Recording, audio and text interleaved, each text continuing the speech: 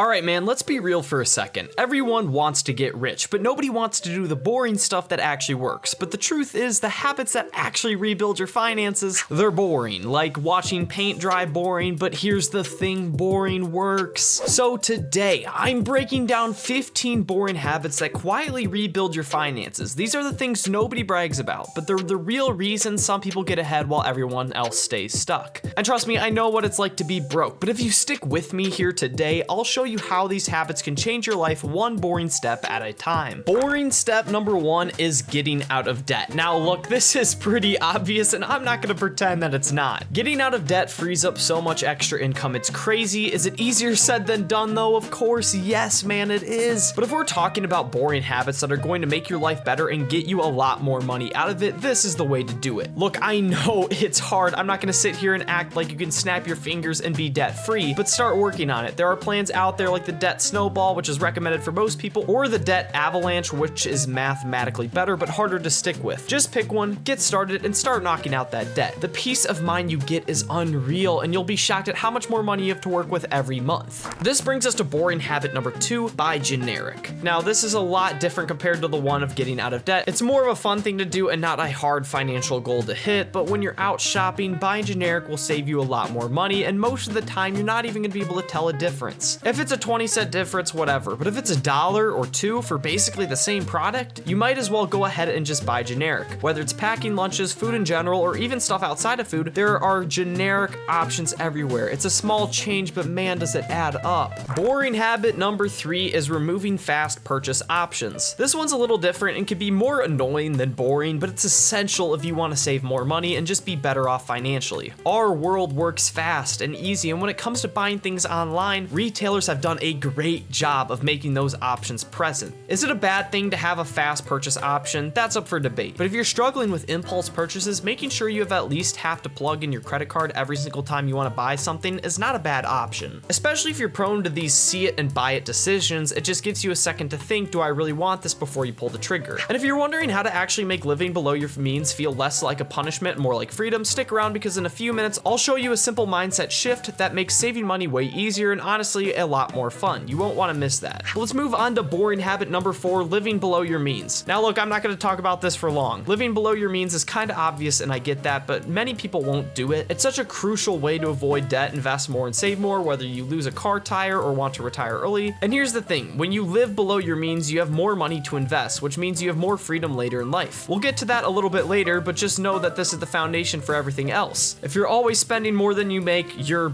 cooked, to put it simply. Boring habit number 5 is building an emergency fund. There are so many reasons to do this. It gives you more peace of mind, which honestly helps with happiness. People say money can't buy happiness, but I think it can buy freedom and peace of mind, and those things in return can buy happiness. But again, if you blow a tire, you can fix it. If you need anything unexpected, you have the money. It's just nice to have a security blanket. It's boring, but it's a lifesaver, and trust me, when life hits you with a surprise, you'll be glad to have it. Which brings us to boring habit number 6, looking for deals. This is usually never fun, especially when you just want to go out and buy whatever you want, but man, you can save so much money that you can use for other things, whether it's just major purchases or just fast food. You can get great deals on fast food and save $5 to $6 each time, and if you go out to eat 4 times a month, that's $30 saved, which could be like a free movie with your family. It's not glamorous, but it adds up, and that's money you can use for stuff you actually care about. Boring habit number 7 here is making coffee at home. If you're not a coffee drinker like me, this can apply to other things. The point is, those little purchases add up. If you buy $5 coffee every day, that's $35 a week. Make it at home and maybe it's $5 for the whole week, that's $30 in savings. For me, it's candy. If I cut a $2 candy bar out every day, that's $14 a week. Again, this is not about ever treating yourself, it's more about can you switch out one habit. You'll see a difference in your bank account, I promise you that. Again, if you want to know how to save even more money without feeling deprived, stick around because in a minute, I'll show you how to make saving money actual fun. But that brings us to boring habit number 8, cancel unused or underused subscriptions. If you're not watching multiple movies a week, you probably don't need more than one streaming service at a time. If you're sharing with family, that's frugal. But if you're paying for 3 to 4 services and barely using them, cut at least 2 to 3 of them off. Same goes for magazines, video game rentals, or Patreon creators you haven't checked in on for years. Man, that's just money going out the window. Be more smart. Which brings us to boring habit number 9, avoid major upgrades. Number 9 is to avoid major extra upgrades. Sometimes you can't avoid it, like you can't have a 10-year-old iPad forever, but you don't need to upgrade your phone every year, and you don't need to upgrade your TV every 2 years, and you really don't need to upgrade your car unless it's not running anymore. For the average person, especially if you're a broke college student like me, you don't need to start upgrading stuff for no reason. Save that money for when you actually need it, not just because something new came out. Which brings us to boring habit number 10, sell stuff you don't need. I'm gonna be honest with you, I don't really have this issue because I don't buy a lot of extra stuff, but so many people have clothes they never wear, shoes they never use, or video games collecting dust. You can sell them on Facebook Marketplace or at a consignment shop and make a couple extra bucks. It's basically trading in things you don't use for things you actually need. That's a pretty good deal if you ask me, but that's just me personally. And if you're wondering how to have more fun without spending a ton, I've got a hack coming up that will save you money while making your weekends way better. Next up is cheap hobbies, or even better, hobbies that make you more money. For me, I love playing chess and disc golf. Chess is free and disc golf costs like 45 bucks for the discs, then it's free forever. If you have an expensive hobby like golf, maybe pick up something cheaper for a while, or if you can, find a way to make money from your hobby. I love video editing and making YouTube videos. I'm not making money from it yet, but maybe one day I will. If you like just driving around and listening to music, try gig work like DoorDash or Uber Eats. You don't have to monetize every hobby, but if you can, that's a win-win. Have fun, make money, that's great. Which brings us to boring habit number 12, make saving fun. For me, I love finding fast food deals and figuring out how to get the most food for the least money. I also love thrift shopping for Blu-rays instead of paying for streaming services. Find ways to make saving money a game. Maybe you challenge yourself to save $5 a day, or you compete with a friend to see who can save more in a month. When saving becomes fun, when saving becomes competitive, it becomes a game, you'll actually stick with it. That brings us to boring habit number 13, invest automatically. This brings us back to Earth. This is so boring that you literally set it and forget about it. Set up your paycheck so 10 to 15% goes straight into an investment account every month. Pick something boring like an S&P 500 index fund. Don't look at it, don't mess with it, just let it grow. When you're 65, you'll be shocked at how much money you have. It's boring, but it works. Again, I'm not gonna teach you how to do that in this video today. You can figure that out easy somewhere else on YouTube. But that brings us to thing number 14, eat at home. Look, I hate cooking. I love eating out and I love getting good deals at fast food places, but eating at home saves so much money, it's not even close. When you're eating out, you're not just paying for food, you're paying for the service, the building, the staff, everything, because the restaurant has to make a profit somehow. At home, you cut out all those extra costs, you probably save 75 to 80% of your money by eating at home. It's not fun, but it's necessary. Try to make it fun by cooking recipes you love or making it a social thing with family and friends. Pretty simple. Which brings us to boring habit number 15, trust the process. This sounds weird and arbitrary, but hear me out. Money is a mental game. If it was just math, we would all be rich, but emotions, love, and dumb decisions get in the way. Sometimes you'll feel like your efforts aren't working, but you have to stick to the proven plan, save 15% of your income, get out of debt, stay out of debt, live below your means, and don't get sucked into instant gratification. You'll be so much happier when you're financially free. Just trust the process, man. So there you have it, 15 boring habits that quietly rebuild your finances. If you're serious about taking your finances to the next level, don't miss out on my next video where I reveal a step-by-step plan for building real wealth in 2026. Click here to learn how to set yourself up for financial success this year and beyond.